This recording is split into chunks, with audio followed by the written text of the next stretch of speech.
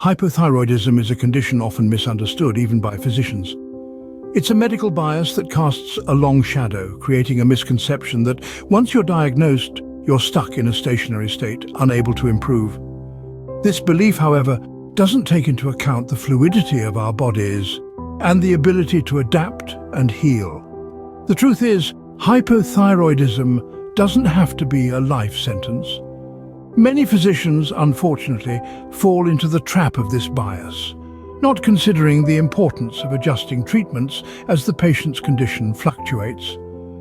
This rigid approach can leave patients feeling stuck, misunderstood, and frustrated with their care. But there's a shift on the horizon. As we delve deeper into the science of hypothyroidism, we're beginning to recognize that treatment should be as dynamic as the condition itself. It's not enough to simply prescribe a course of treatment and leave it unchanged. Instead, we need to monitor and modify the treatment to align with the patient's evolving state. In fact, the evidence is clear that simply giving supplementary thyroid usually gradually corrects the problem.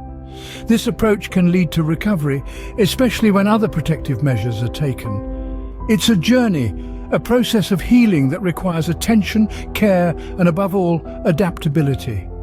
An important part of this process is understanding the role of TSH, or thyroid-stimulating hormone. Keeping TSH levels low contributes to reducing the generalized inflammatory state that characterizes hypothyroidism and autoimmunity. TSH should be considered one of the stress-related pro-inflammatory anti-respiratory hormones, along with serotonin, histamine, estrogen, parathyroid hormone, and prolactin. So, what does this mean for you? It means that understanding hypothyroidism goes beyond the surface-level diagnosis. It's about recognizing the potential for improvement and the necessity for adaptable treatment. It's about breaking free from the constraints of a misunderstood condition and embracing the possibility of recovery. The good news is, the evidence is clear that simply giving supplementary thyroid usually gradually corrects the problem. It's time we shift our perspective and see hypothyroidism for what it truly is. A condition that can be managed, controlled, and in many cases, significantly improved. Diet plays a significant part in managing hypothyroidism. Let's dive deeper into this. Your body is a complex system, and what you feed it can have a surprising impact on your health. For those tackling hypothyroidism, an optimal diet can be a game changer.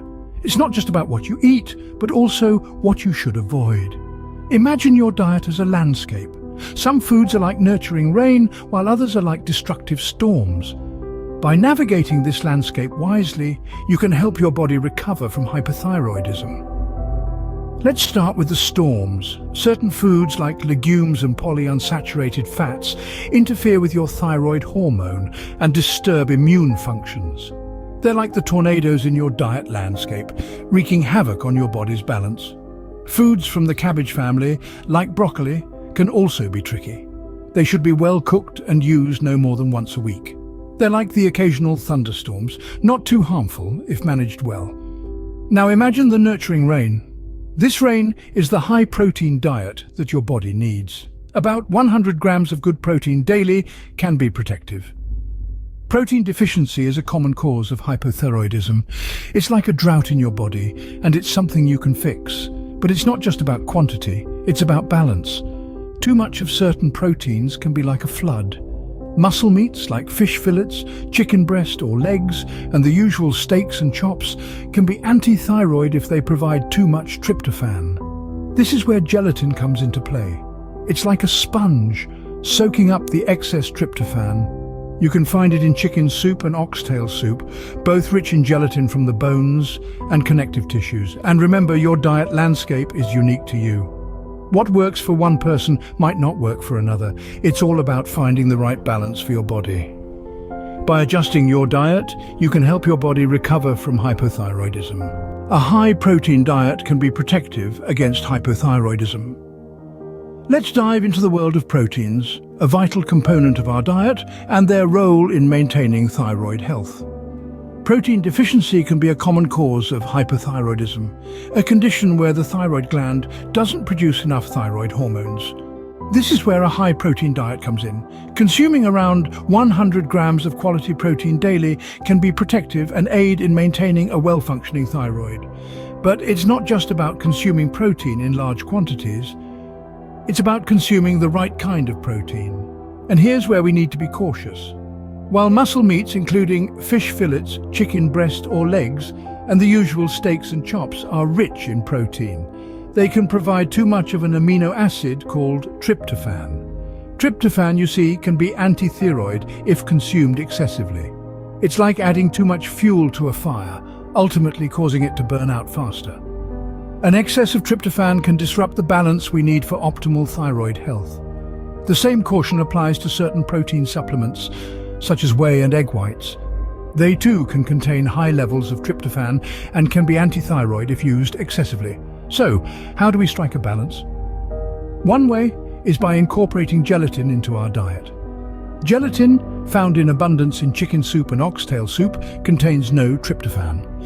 It's a great way to get the protein we need without the risk of overloading on tryptophan. In essence, it's all about balance. Eating a high-protein diet can be protective against hypothyroidism, but it's crucial to be mindful of the type of protein we consume and the accompanying levels of tryptophan. Remember, balance is key when it comes to protein intake. While seaweed is often touted as beneficial for thyroid function, it can actually have the opposite effect. When it comes to the health of the thyroid gland, there's a surprising culprit that we need to keep an eye on: seaweed. Yes, you heard it right, seaweed. While often marketed as a superfood with thyroid-boosting benefits, consuming large amounts of seaweed can actually be detrimental to your thyroid health. Let's delve a bit deeper. Seaweed, along with various other food supplements, contains a significant amount of iodine. Now, while iodine is an essential nutrient that our bodies need for proper thyroid function, there's a catch. Just like anything else in life, too much of a good thing can turn into a bad thing. In the past, iodine deficiency was a common issue, leading to conditions like goitre. This was especially prevalent in certain regions where the natural iodine content in food and water was low. However, in the past 50 years, most people in the United States and Europe have been getting an excessive amount of iodine. This change is largely due to the fortification of our food supply with iodine, particularly salt. So what happens when we consume too much iodine?